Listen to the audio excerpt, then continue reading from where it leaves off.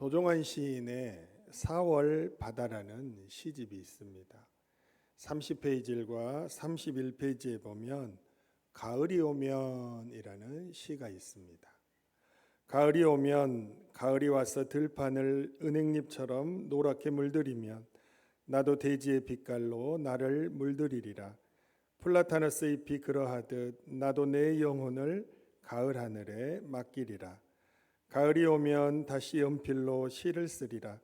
지워지지 않는 청색 잉크 말고 썼다 지울 수 있는 연필로 용서로 천천히 시를 쓰리라. 가을이 오면 코스모스 같은 이를 사랑하리라.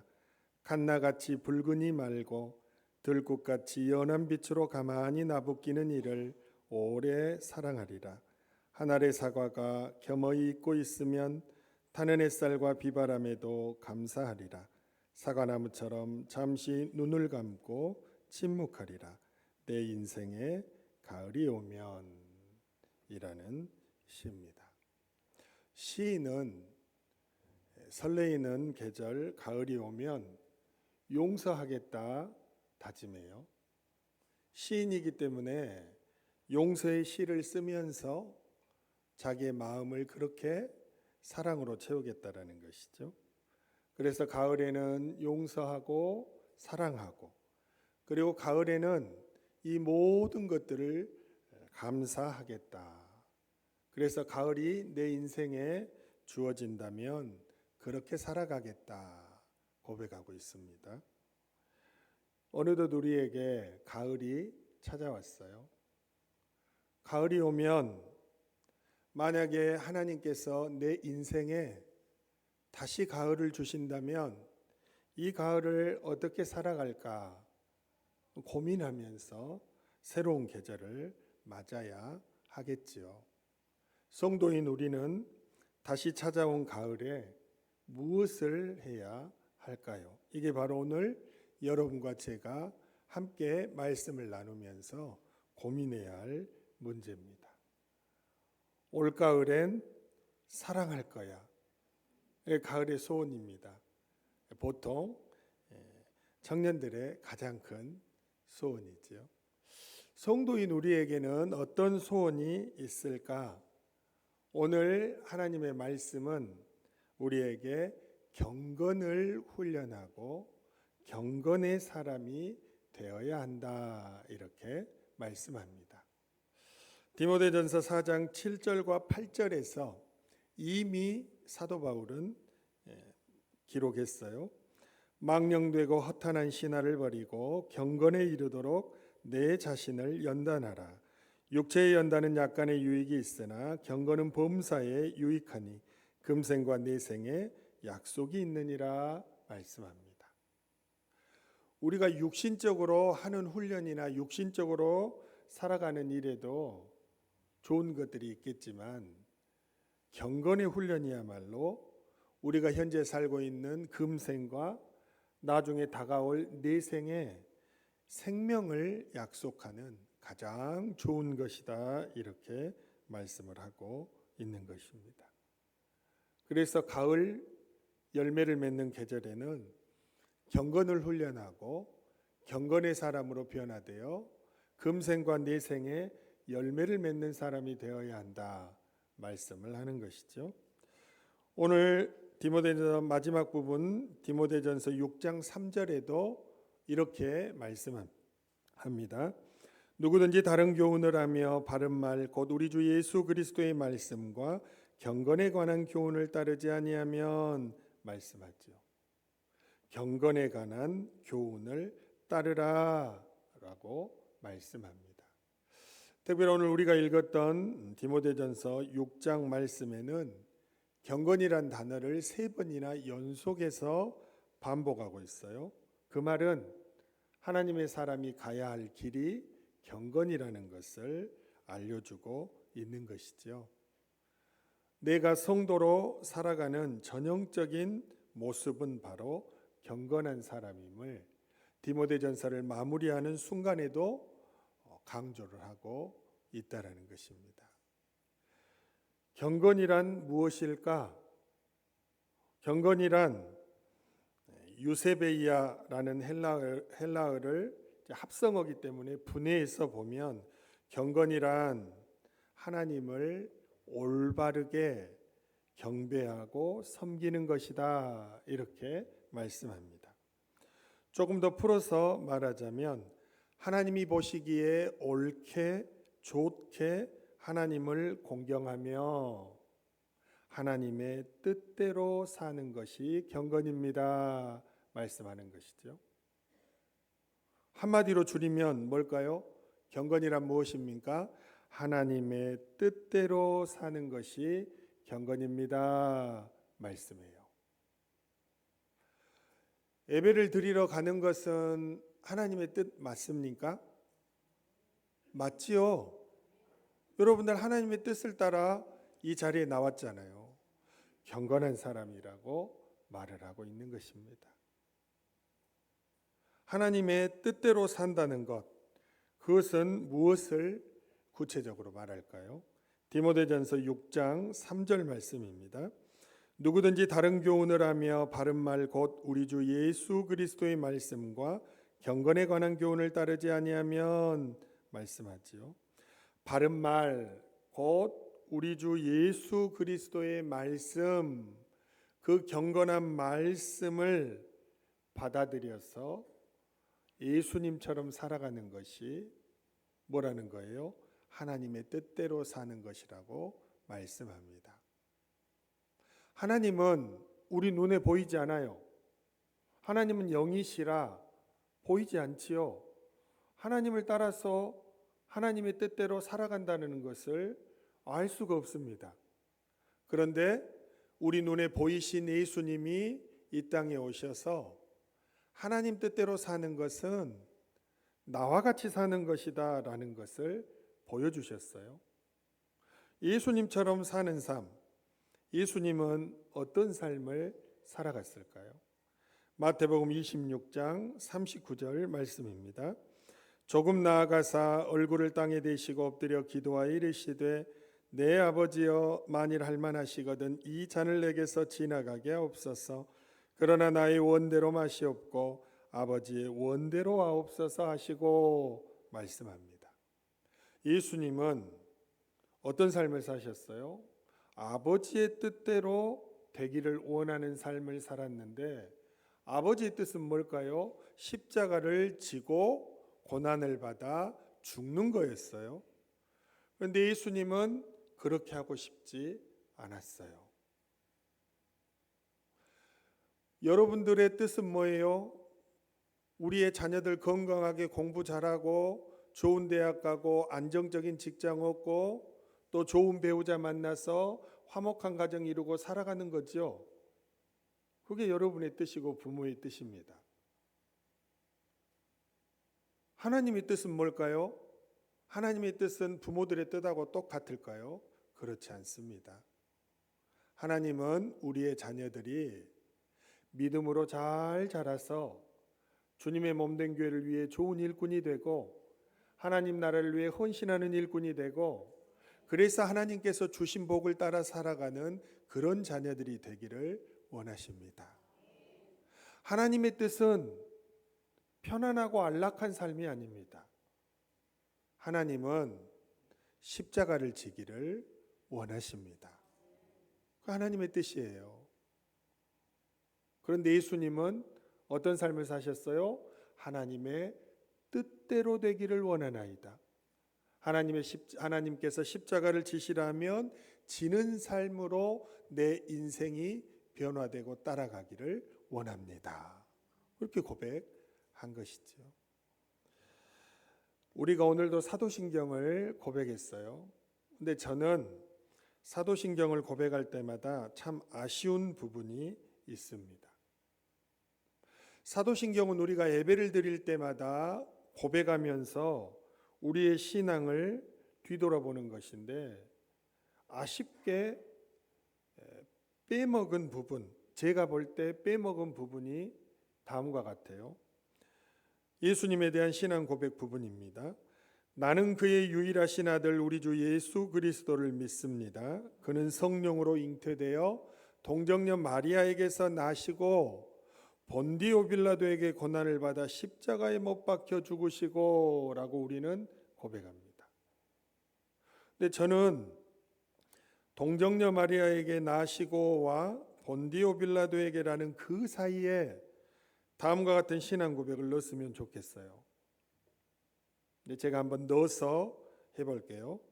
나는 그의 유일하신 아들 우리 주 예수 그리스도를 믿습니다. 그는 성령으로 잉태되어 동정녀 마리아에게서 나시고 아버지의 뜻대로 되기를 원하사 십자가를 피하고 싶은 자신의 뜻을 내려놓고 하나님의 뜻에 순종하여 본디오 빌라도에게 고난을 받아 십자가에 못 박혀 죽으시고 라는 부분입니다.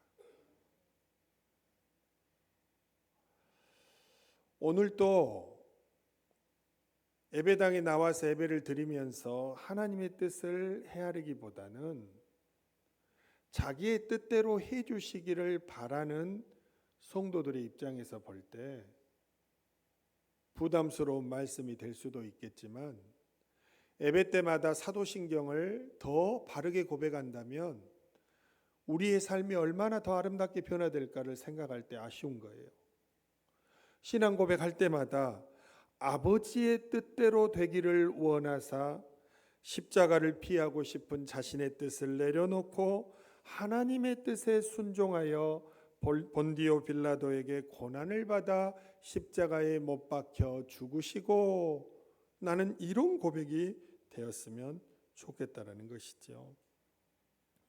사랑하는 여러분, 예수님은 아버지의 뜻대로 되기를 원하는 삶을 살았습니다.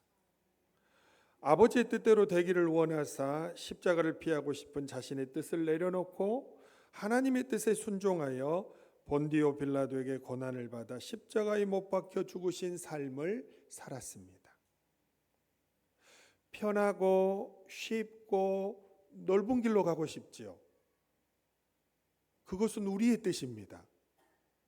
고난이 없고 고통이 없고 아무런 문제가 없는 길로 가고 싶지요. 그건 우리의 뜻입니다. 하나님이 여러분과 저에게 걸으라고 하시는 길은 좁은 길이요, 좁은 문을 열고 들어가는 길이요, 고난이 있고 고통이 있는 길이라 말씀을 하십니다.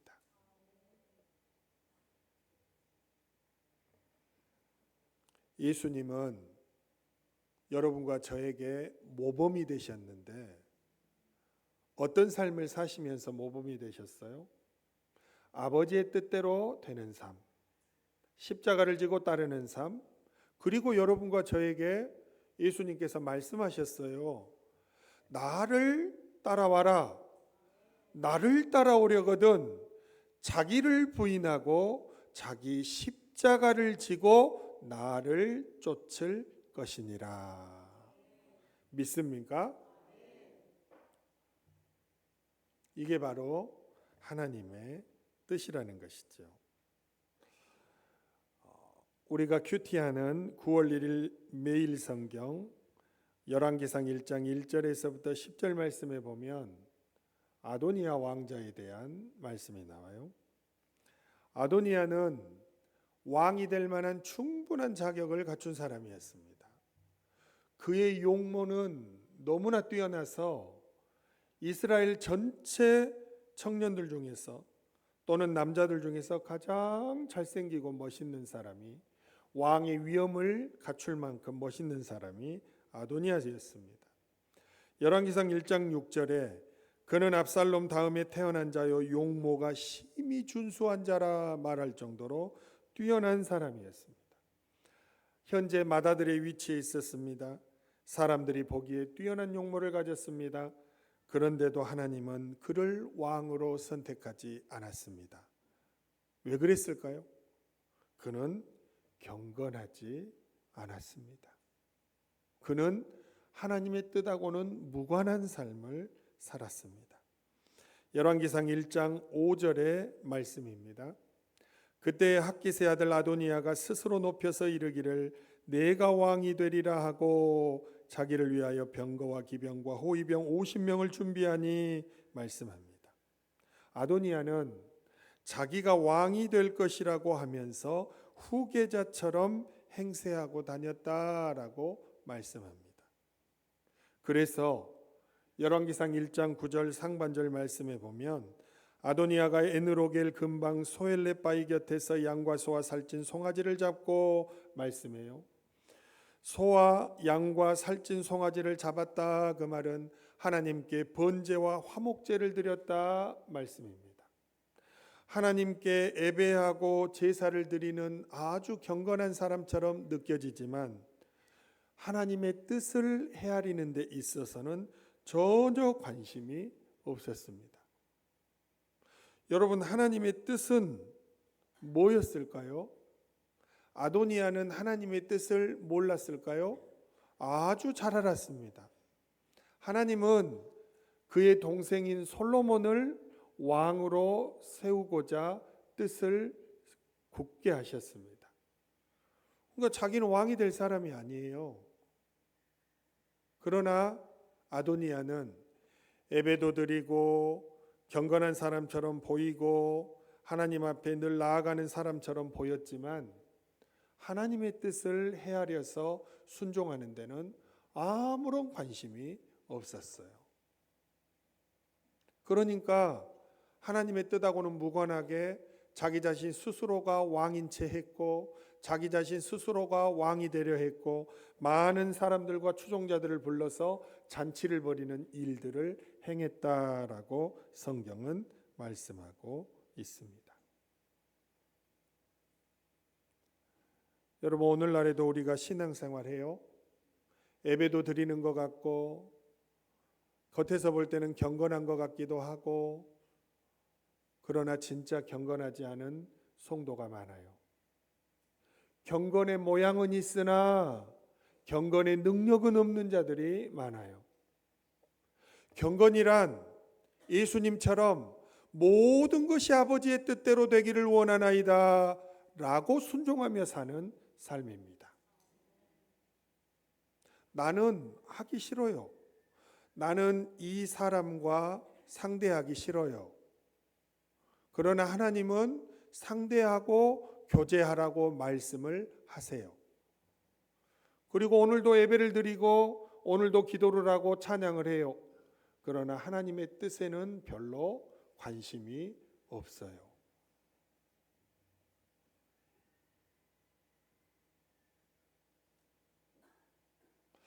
여러분들은 경건하십니까? 아니면 경건의 모양만 있고 경건의 능력은 없는 그런 사람은 아닙니까? 하나님의 뜻은 십자가를 지는 거예요. 하나님이 하라 하시면 순종하는 것이지요. 그게 경건한 사람이에요. 우리가 올 가을에 마음의 중점을 둬야 할 것. 도종환 시인이 뭐라고 시에서 이야기해요? 나는 가을이 오면 용서하는 삶을 살아가겠다. 나는 가을이 오면 더욱 사랑하는 삶을 살아가겠다. 나는 가을이 오면 감사하는 삶을 살아가겠다. 맑은 영혼을 가진 시인들도 그렇게 고백하잖아요. 하물며 하나님을 믿고 예수님을 구주로 영접하고 예수님을 따라 살아가겠다고 다짐하는 여러분과 제가 아버지의 뜻대로 살기는 거부하면서 경건하고자 노력한다 한들 여러분, 우리가 정말로 경건한 사람이 될 수 있겠습니까? 그런데 하나님이 우리에게 정말로 원하시는 것은 경건한 사람이 되는 것입니다.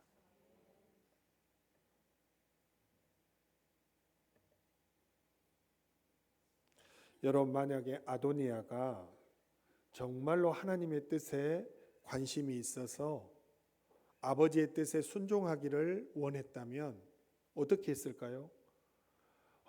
정말로 나는 왕이 될 만한 모든 자격을 갖추었지만 하나님의 뜻이 솔로몬을 왕으로 세우는 것이니 하나님께 순종하고 왕을 옆에서 잘 도와야 되겠다.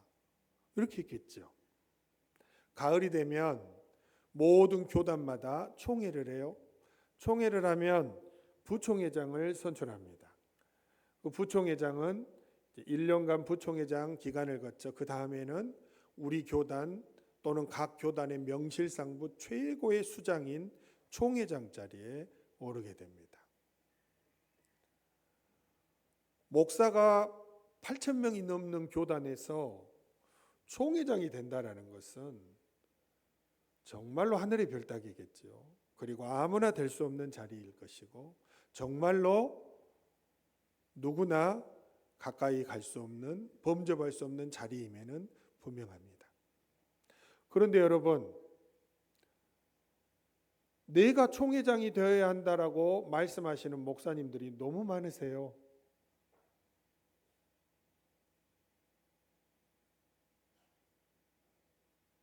그 하나님의 뜻은 그렇게 많은 분들이 총회장 한 사람이 되는 것이 하나님의 뜻입니까?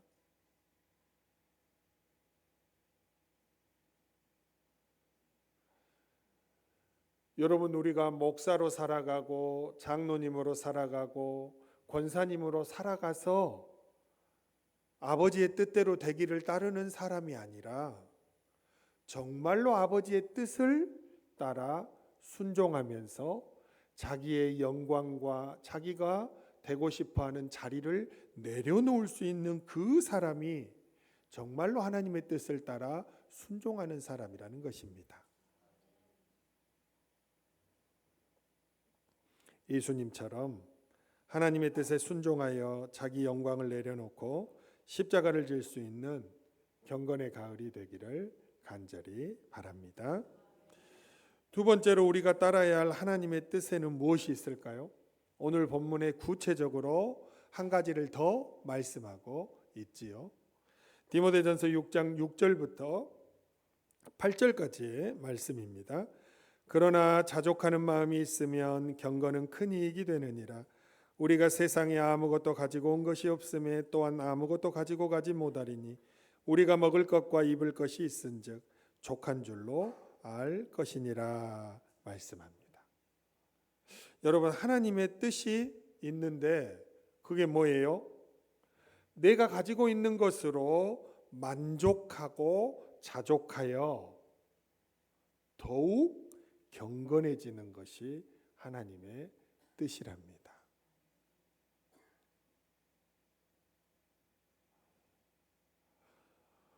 우리 셀리더 수련회를 할 때 우리 셀리더 회장인 정희성 권사님이 마이크를 잡으면 은근히 우리들을 압박하는 내용 중에 하나가 자기는 이쁘다는 것입니다.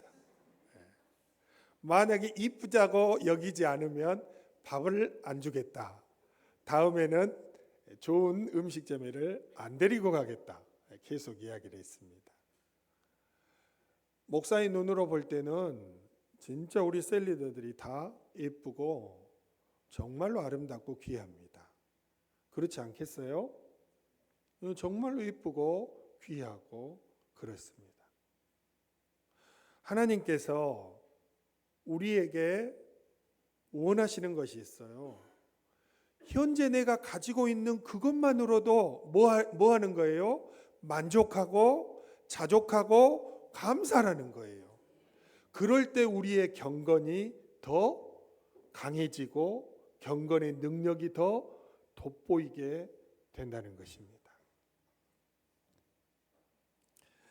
그런데 자족할 줄 모르니까 경건을 잃어버린다는 거예요. 경건을 잃어버리면 어떤 현상이 일어날까요? 디모데전서 6장 9절과 10절에 이렇게 말씀합니다. 부하려 하는 자들은 시험과 올무와 여러 가지 어리석고 해로운 욕심에 떨어지나니 곧 사람으로 파멸과 멸망에 빠지게 하는 것이라. 돈을 사랑함이 일만하게 뿌리가 되나니 이것을 탐내는 자들은 미혹을 받아 믿음에서 떠나 많은 근심으로써 자기를 찔렀도다 말씀합니다. 현재 나에게 주신 것으로 만족하고 감사하지 못하고 자족할 줄 모르고 불평하며 욕심을 내고 경건을 잃어버렸더니 결국에는 신앙을 떠나게 되고 격심한 고통을 받게 되고 시험과 올무와 여러 가지 어리석고 해로운 욕심에 떨어져 파멸과 멸망에 빠지기도 했다라고 경건을 잃어버리는 대가가 얼마나 큰지를 우리에게 말씀하고 있습니다. 여러분, 현재 여러분에게 하나님께서 허락하신 모든 것이 불만입니까?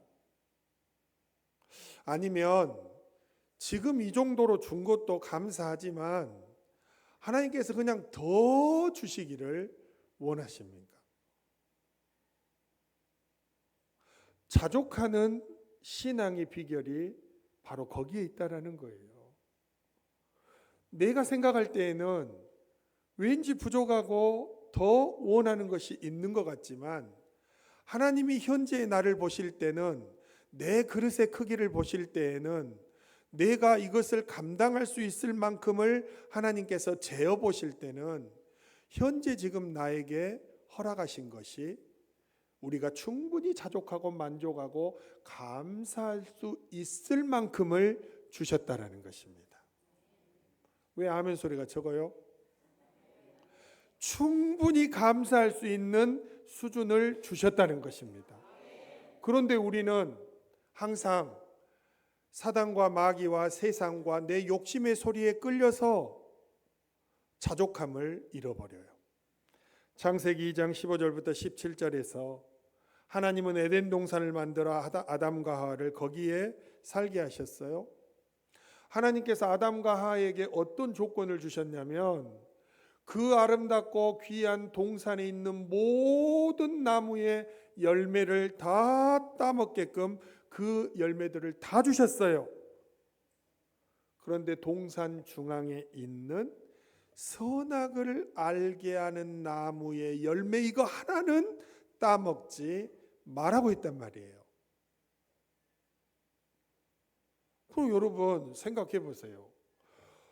다 주시고 선악과 하나 따먹지 마라 했는데 뱀이 와서 사단마귀가 가서 유혹하는 거예요. 야, 진짜는 선악과야. 선악과를 따먹으면 하나님같이 눈이 밝아져. 야, 이 나머지 과일은 아무것도 아니야. 선악과 하나만 따먹으면 모든 것이 끝나는 거야. 하와가 순식간에 감사와 자족함을 잃어버렸어요. 따서 먹고 남편을 부르고 남편에게도 줬어요. 남편도 당신 지금 뭐 하는 거야? 이렇게 하는데 그냥 자기도 같이 먹어버렸어요. 그리고 생각해 보니까 하나님께서 먹지 말라고 했던 선악과를 따먹어버린 거예요. 어느 때 따먹었어요?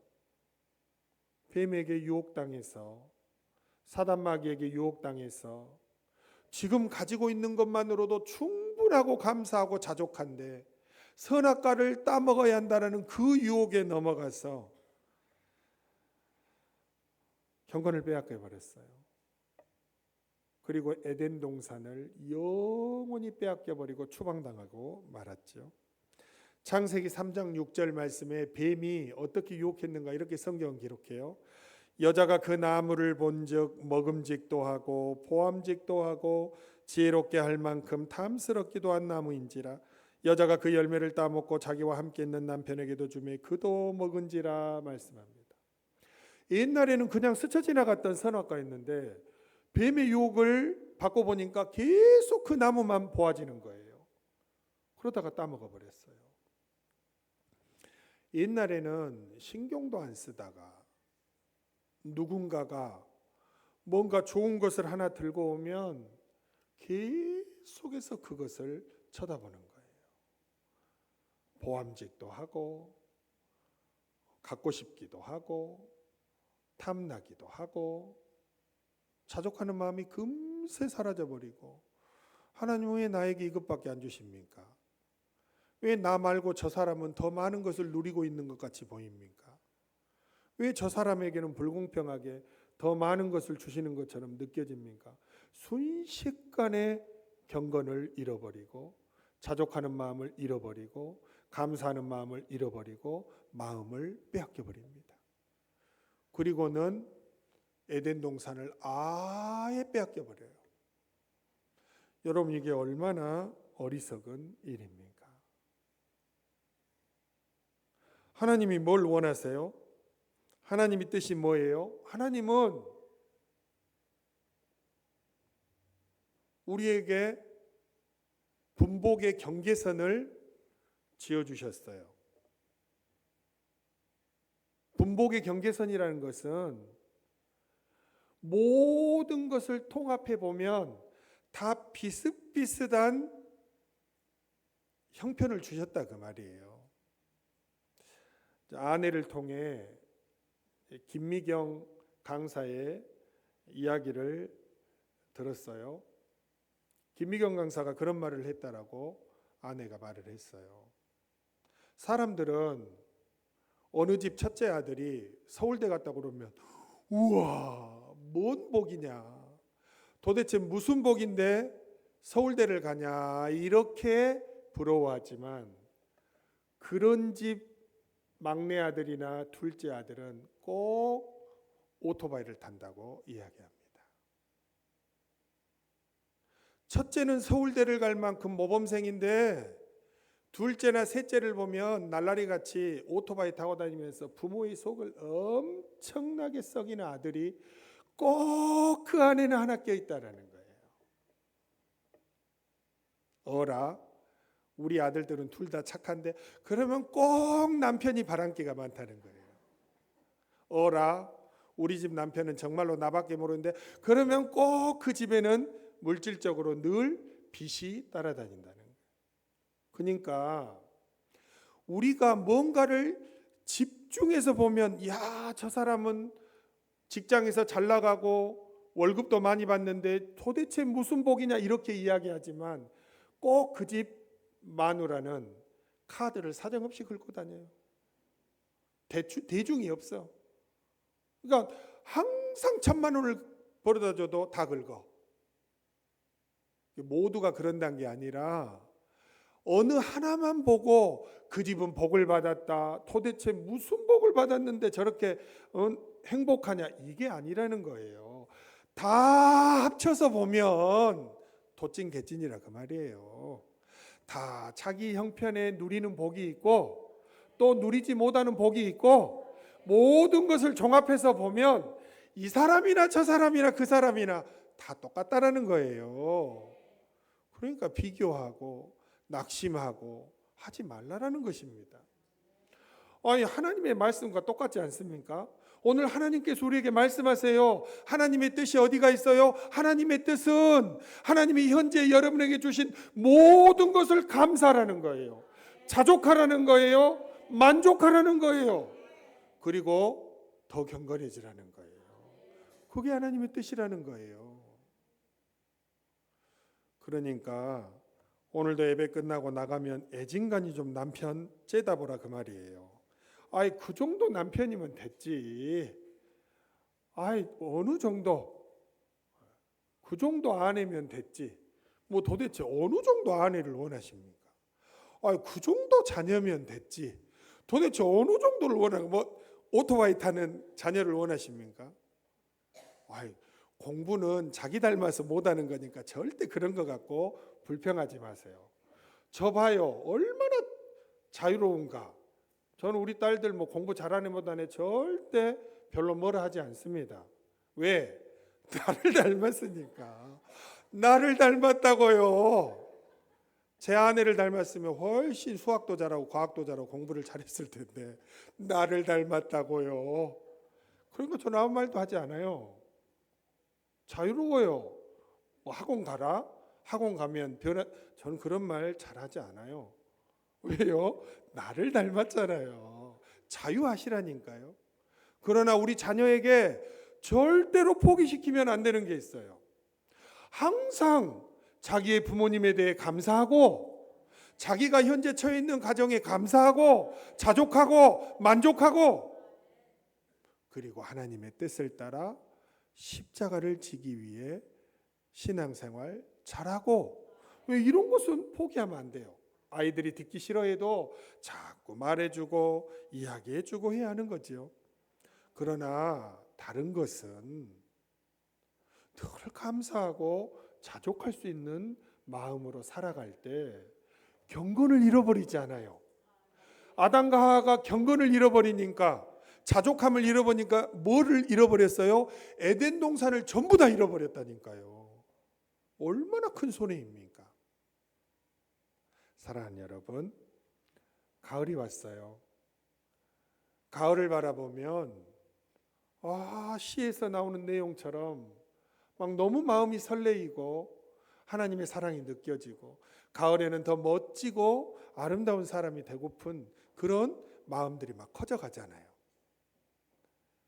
가을에 성도인 하나님께서는 우리에게 무엇을 말씀하실까?